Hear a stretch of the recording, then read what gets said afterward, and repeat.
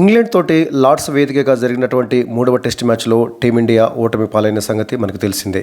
ఈ మ్యాచ్లో చాలా వరకు ఆధిపత్యం ప్రదర్శించినటువంటి ఇండియా కీలక సమయాల్లో చేతులెత్తేసి ఓటమిని మూటగట్టుకుంది. 193 పరుగుల విజయ లక్ష్యాన్ని ఛేదించలేక చతికిలపడింది. దీంతో సిరీస్లో రెండో ఓటమిని నమోదు చేసి 1-2 తేడాతోటి వెనుకబడిపోయింది. అయితే ఈ మ్యాచ్లో భారత ఓటమికి ప్రధానంగా ఒక 5 కారణాలు కనిపిస్తున్నాయి. అందులో మొదటిది ఏంటంటే 63 ఎక్స్ట్రాలు ఇండియన్ బౌలర్స్ ఇవ్వటం. టీమిండియా ఈ మ్యాచ్లో కేవలం 22 పరుగుల తేడాతోటే ఓడిపోయింది కదా. అయితే దీనికి ప్రధానమైనటువంటి కారణాలలో ఒకటి ఎక్స్ట్రాలు కూడా ఉన్నాయి.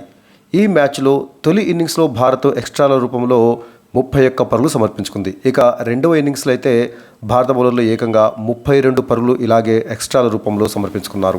దీంతో ఈ రన్స్ ఇంగ్లాండ్కు చాలా అడ్వాంటేజ్గా మారాయి. ఎందుకంటే ఇంగ్లాండ్ గెలిచింది కేవలం 22 పరుగుల తేడాతోటే.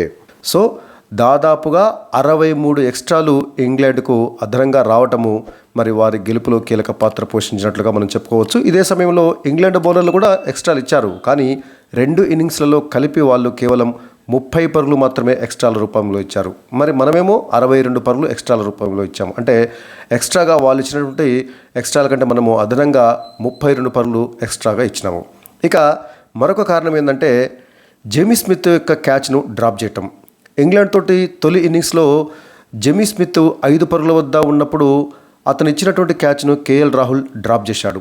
ఆ తర్వాత జేమీ స్మిత్ హాఫ్ సెంచరీ చేశాడు. 51 పరుగులు చేసి జట్టు స్కోరు 387 పరుగులకు చేరటంలో కీలక పాత్ర పోషించాడు జేమీ స్మిత్. రాహుల్ గిన ఆ క్యాచ్ పట్టి ఉంటే ఇంగ్లాండ్ కనీసం 50కు పైగా తక్కువ స్కోరు చేసి ఉండేదే. ఇక మరొక కారణం ఇండియా ఓటమికి బాల్ చేంజ్ చేయటము. ఇంగ్లాండ్ తొలి ఇన్నింగ్స్లో భారత కెప్టెన్ శుభ్మన్ గిల్ చేసినటువంటి బంతి మార్పు కూడా ప్రత్యర్థి జట్టుకు అనుకూలంగా మారింది. ఇంగ్లాండ్ జట్టు యొక్క స్కోరు 7 వికెట్ల నష్టానికి 271 పరుగుల వద్ద ఉన్నప్పుడు బంతిని మార్చగా ఆ తర్వాత తీసుకున్నటువంటి బంతి మరింత పాతగా ఉండటంతో బౌలర్లు పట్టుకొలిపారు. దీంతో ఇంగ్లాండ్ బ్యాటర్లు ఈజీగా పరుగులు రాబెట్టారు. ఇంగ్లాండ్ టైలెండర్స్ ఈజీగా రన్స్ స్కోర్ చేసేందుకు ఈ బంతి మార్పు సహాయపడింది. ఇక ఈ మూడవ టెస్ట్ మ్యాచ్లో ఇండియా ఓటమికి మరొక ప్రధానమైనటువంటి కారణము రిషబ్ పంత్ రన్అట్. తొలి ఇన్నింగ్స్లో కేఎల్ రాహుల్ సెంచరీ కోసము పంత్ అనవసరపు పరుగు కోసం ప్రయత్నించాడు. లంచ్కు ముందే సెంచరీ పూర్తి చేసుకోవాలని రాహుల్ భావించగా లేని పరుగు కోసము రిషబ్ పంత్ ప్రయత్నించి రన్అట్ అయ్యాడు. దీంతో కీలక భాగస్వామ్యానికి తెరపడింది.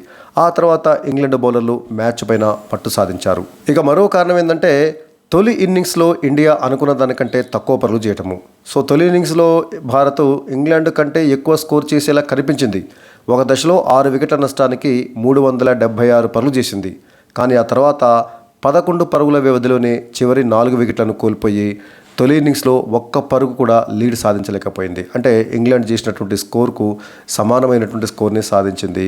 మరి ఆధిక్యం సంపాదించేటటువంటి అద్భుతమైనటువంటి అవకాశాన్ని ఇండియా చేజార్చుకుంది. అది కూడా ఈ మూడవ టెస్ట్ మ్యాచ్లో ఇండియా ఓటమికి ఒక ప్రధాన కారణంగా చెప్పుకోవచ్చు. ఇక ఇండియా ఓటమికి ఇతర కారణాలు చూసినట్టయితే యశస్వి జైస్వాల్ యొక్క వైఫల్యం కూడా ఇండియా ఓటమికి కారణంగా చెప్పుకోవచ్చు. ఫస్ట్ ఇన్నింగ్స్లో కేవలం 13 పరుగులు మాత్రమే చేసినటువంటి జైస్వాల్ రెండవ ఇన్నింగ్స్లో డక్అవుట్ అయ్యాడు.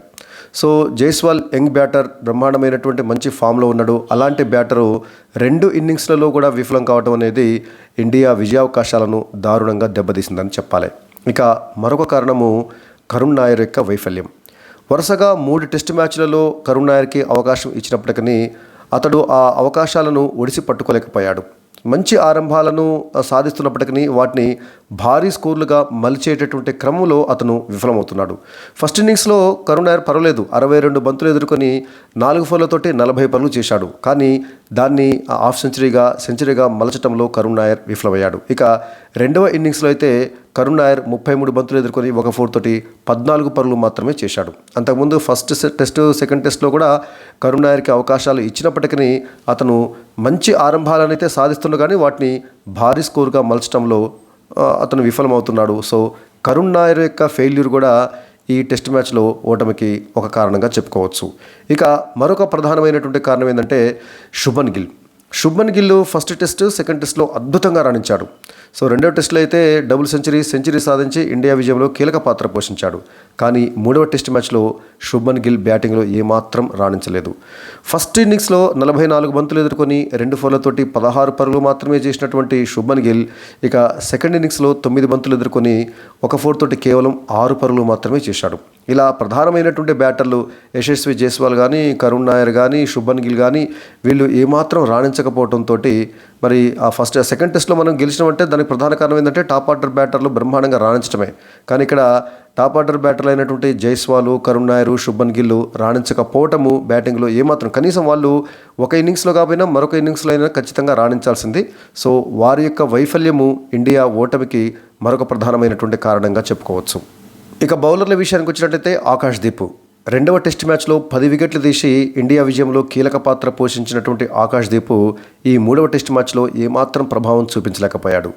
సో ఇండియా తొలి ఇన్నింగ్స్లో అంటే ఇంగ్లాండ్ ఆడినటువంటి తొలి ఇన్నింగ్స్లో మరి ఆకాష్దీప్ ఒక్క వికెట్ కూడా తీయలేడు. 23 ఓవర్లు వేసి 92 పరుగులు ఇచ్చాడు. అంటే ఓవర్కి సగటున 4 చొప్పున అంటే భారీగానే పరుగులు సమర్పించుకున్నాడు. ఒక్క వికెట్ కూడా తీయలేదు ఆకాష్దీప్. ఇక రెండవ ఇన్నింగ్స్లో ఒక వికెట్ తీసినప్పటికీ పెద్దగా ప్రభావం అయితే చూపించలేకపోయాడు ఆకాష్దీప్. ఎందుకంటే రెండవ ఇన్నింగ్స్లో ఆకాష్దీప్ దాదాపుగా 8 ఓవర్లు బౌలింగ్ వేసి 30 పరుగులు ఇచ్చి కేవలము ఒక వికెట్ మాత్రమే తీశాడు. సో మొత్తంగా టెస్ట్ మ్యాచ్ మొత్తంలో చూసినట్లయితే ఆకాష్దీప్ కేవలం ఒకే ఒక వికెట్ తీశాడు. ఆ విధంగా ఆకాష్దీప్ యొక్క వైఫల్యం కూడా ఇండియా ఓటమిలో మరొక ప్రధానమైనటువంటి కారణంగా చెప్పుకోవచ్చు. ఈ విధంగా చెప్పుకుంటూ పోతే తిలా పాపం తలా పెడికడు అన్నట్లుగా మరి ఈ ఇండియా యొక్క ఓటమిలో అఫ్కోర్స్ ఇది ఘోర ఓటమేమి కాదు, చాలా క్లోజ్గా దగ్గరగా వచ్చి ఓడిపోయింది ఇండియా. సో కాబట్టి భారత అభిమానులు పెద్దగా ఆందోళన చెందవలసినటువంటి అవసరం లేదు. ఎందుకంటే ఫస్ట్ టెస్ట్లో కూడా క్లోజ్గా వచ్చి చివరిలో ఓడిపోయినరు. రెండవ టెస్ట్లో మాత్రమే ఇంగ్లాండ్ను చిత్తుగా ఓడించినాము. ఇక మూడవ టెస్ట్ మ్యాచ్లో కేవలం 22 పరుగుల తేడాతోటే ఓడిపోయినాం. కాబట్టి గతంలో ఇంగ్లాండ్లో పర్యటించినటువంటి సందర్భాలతో పోలిస్తే ఇప్పుడు మాత్రము మన ఇండియా టీము బ్రహ్మాండమైనటువంటి క్లోజ్ కాంటెస్ట్ అనేటివి మనం చూస్తున్నాము. చాలా చాలా బ్రహ్మాండంగా పోరాడుతున్నారు. సో ఇది ఒక రకంగా శుభ పరిణామమే. ఎందుకంటే చాలా దగ్గరకు వచ్చి 2 మ్యాచ్లలో ఓడిపోయినాం.